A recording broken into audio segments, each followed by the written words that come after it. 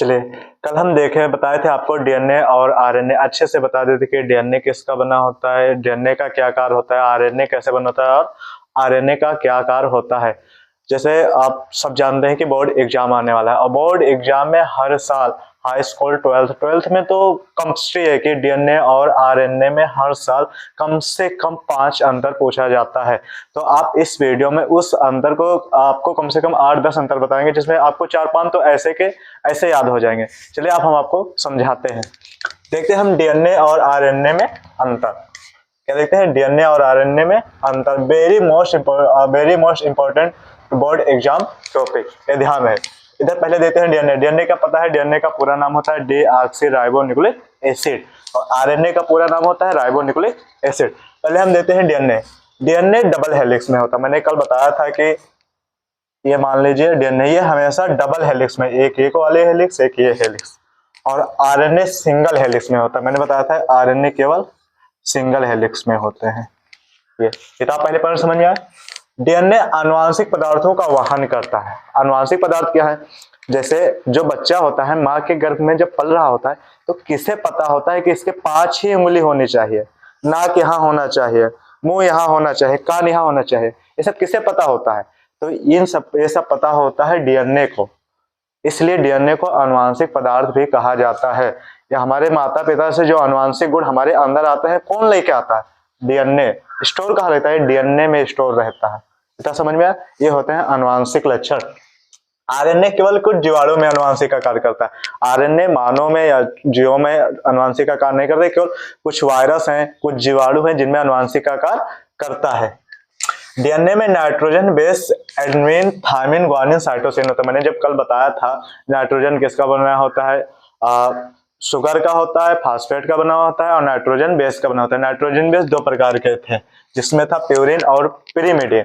Purine के अंतर्गत आते थे ये जी और पिरिमिडिन के अंतर्गत आते हैं टीसी, जिसका फुल फॉर्म होता है adenine, guanine, thymine, cytosine.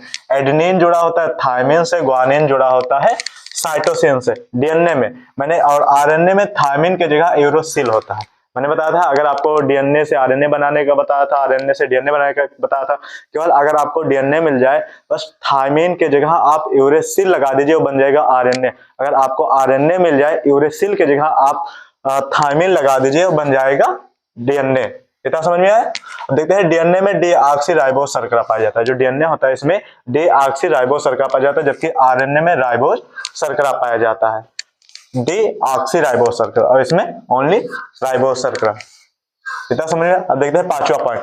DNA केंद्रक में पाया जाता है। डीएनए कहां पाया जाता है? मुख्य रूप से डीएनए केंद्रक में पाया जाता है, जबकि आरएनए जो होता है केंद्रक और जीवद्रव, यानी कि मैंने बताया था कोशिका द्रव बताया था और केंद्रक द्रव बताया था। जब केंद्रक और कोशिका द्रव को आप मिला देंगे तो बन जाता है जीवद्रव। तो जो कोशिका द्रव होता है उसी में आरएनए पाया जाता है।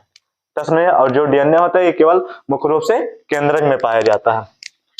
डीएनए स्वयं का प्रतिलिपिकरण कर सकता है। मैंने कल बताया था डीएनए से डीएनए बन सकता है, यानी कि खुद का रेप्लिकेशन कर सकता है, जबकि आरएनए नहीं कर सकता। डीएनए से डीएनए खुद बन सकता है। अगर एक डीएनए को आधा काट दिया जाए तो वो डीएनए खुद का फिर प्रतिलिपि कर तैयार कर लेगा, यानी कि खुद का प्रतिलिपि तैयार करके खुद बन जाएगा, जबकि आरएनए ऐसा नहीं कर सकता।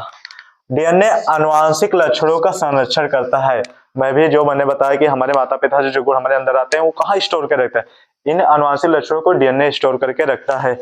और जबकि आरएनए प्रोटीन बनाने में सहायक होता है। अगर डीएनए आरएनए का कार्य देखा जाए तो ये केवल आरएनए जो होता है ये प्रोटीन बनाने में सहायक। कल बताया था कि प्रोटीन कैसे बनता है, आरएनए कितने प्रकार के होते हैं। अगर ये वीडियो आप इससे पहले वाली वीडियो नहीं देखे तो पहले वो वीडियो देख लीजिएगा। डीएनए आनुवंशिक लक्षणों का संरक्षण करता है। डीएनए एक लंबा और बड़ा बहुलक होता है। डीएनए एक लंबा और देखा जाए तो बड़ा बहुलक होता है। कुछ इस प्रकार से।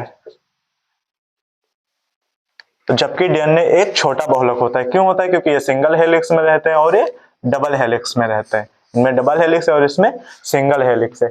कभी कभी पूछ लेता है एक हेलिक्स और इसके बीच की दूरी कितनी होती है, तो 34 एंगस्ट्रॉम। ये कभी रियल में पूछता है जब आप किसी बोर्ड मेंस की तैयारी करेंगे, नीट की तैयारी करेंगे, जी की तैयारी करेंगे, तब ऐसा पूछता है। और एक हेलिक्स और ऊपर इसकी दूरी कितनी होती है, तो 20 एंगस्ट्रॉम होती है। इतना समझ में आया। डीएनए अगर आप इसका एक स्क्रीनशॉट लेना चाहते हो तो अच्छे से लीजिए। आप कॉपी पेन लेकर बैठे हैं तो आप एक एक टॉपिक लिख लीजिए, क्योंकि ये बहुत इंपॉर्टेंट है। ये ध्यान है, हर साल बोर्ड एग्जाम में पूछा गया है। अगर इससे भी अगर आपको और भी किसी टॉपिक पे वीडियो चाहते हैं तो कमेंट में जरूर बताएं। उसके बाद नेक्स्ट वीडियो में फिर मिलते हैं।